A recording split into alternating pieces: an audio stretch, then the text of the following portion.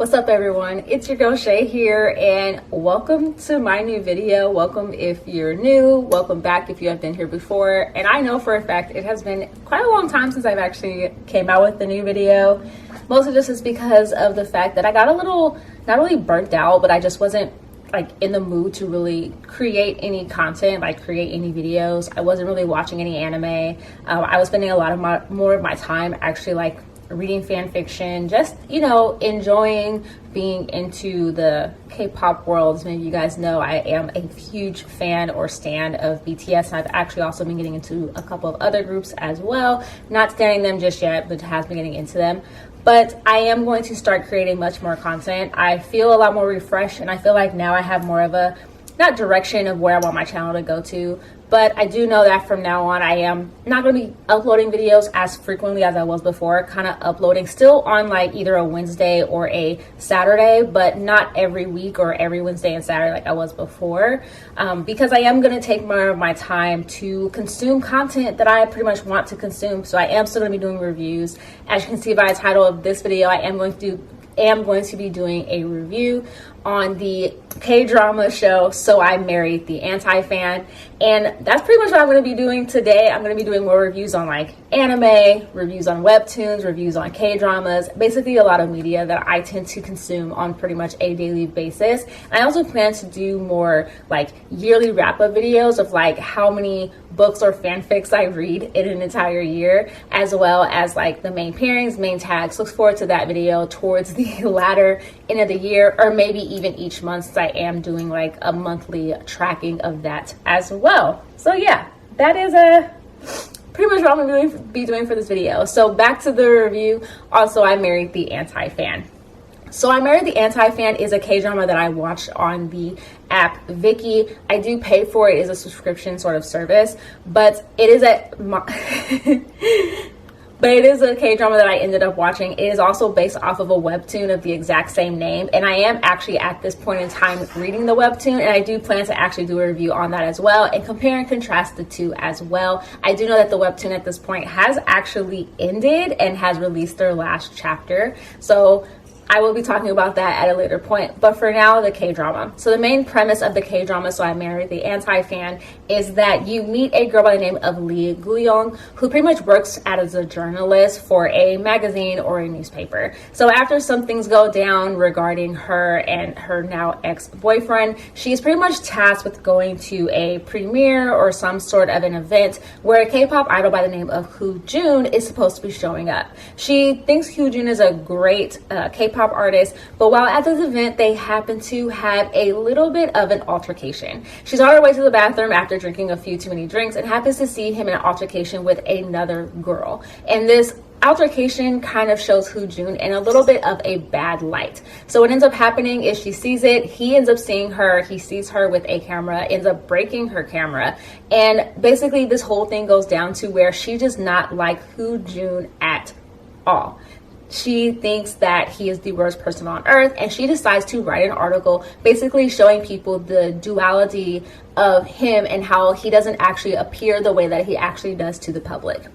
This doesn't actually end up very well for her. Some things end up happening, and she basically ends up becoming an anti-fan of his. So Jun's agency basically decides to take this as an opportunity to actually put him into a show. So the show is supposed to be a reality show called So I Married the Anti-Fan, which is where Lee Goo-young and Jun end up living together, well, supposedly living together and getting married to each other. And basically that's kind of like how their romance kind of starts. So basically what ends up happening, you start to see all the different avenues that start happening between the two and how they kind of start to fall in love. Now there are other characters involved. One character's name is Oh In-young, which is pretty much a friend of Jun's that he actually met while he was a trainee, but she actually is with another company. And he also has another friend by the name of Jae-jun, or they call him JJ, and he runs the company that In Hoo-young is actually underneath.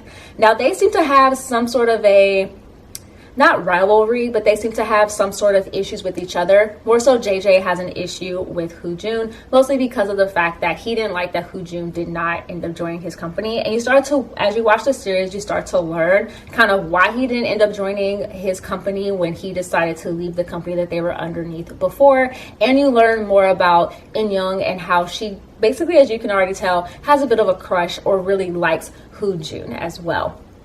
Overall, I have to say about this series, I did enjoy it. It did take me a little bit of a while to kind of get into it. Each episode is about an hour long, and the total amount of episodes is about 16 episodes.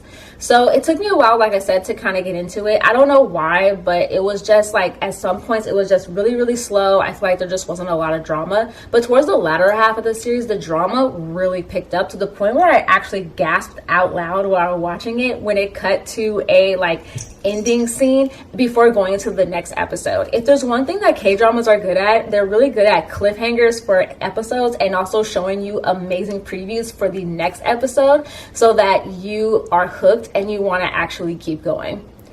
Overall, I gotta say, I really enjoyed this series. I actually do recommend it. And I also kind of recommend the webtoon as well. So far as I've been reading it, it is really showing that the K-drama did really stay true to the actual webtoon. But I am kind of wondering if they did like veer off at some point, only because of the simple fact that there is a point where the webtoon has literally just ended. So I'm curious on if the ending in the webtoon is very similar to the ending that is in the K-drama. So yeah, definitely recommend watching this series. There are a whole host of characters that you also end up meeting, like Lee Go-young's parents. You end up seeing like their like relationship kind of flourish because for a while she doesn't want to tell her parents what is actually going on. You kind of get some insight, not really, but kind of like maybe a very scripted and very like surface level of what the idol industry is kind of like. You kind of get more of a hint of like also of Hoojun's past as well. So you see him also grow as a character as well. And you start to learn the mysteries behind him as well, like regarding his parents and regarding a little bit of his personality as well and why he kind of is the way he is. The characters that you start to hate or that you hate at the beginning of the series, you actually start to grow more towards the end. And the characters, I'll be honest, a character that I liked at the beginning and kind of really felt for her, I really started to hate as it got to the latter half of the series, or I didn't feel for her as much when she was playing more so the victim. But yeah, overall, definitely do recommend So I Married the Anti-Fan if you are anyone who is into K-dramas or wants to start watching K-dramas.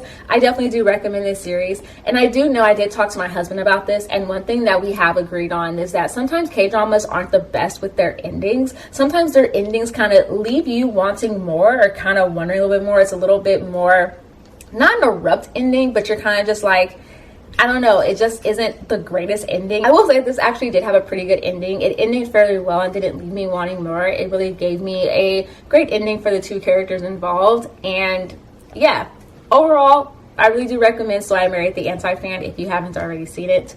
Like I said, it is on Viki. It is 16 episodes long. Each episode is an hour long. And yes, Viki is a subscription service, so you do have to pay for it. Although I do believe you do get a free trial for a little bit of time before you actually have to pay for it. And I think the subscription is like $10 a month. I could be wrong about that, but I think that's it. So please let me know what you guys think of this review. I will have links down below to all my social media accounts, my Instagram, my Twitter, and of course my TikTok. And I will see you guys soon with a brand new video. Like I always tell you guys, stay positive, stay nerdy in today's day and age, stay healthy, and of course, please stay safe. All right, you guys.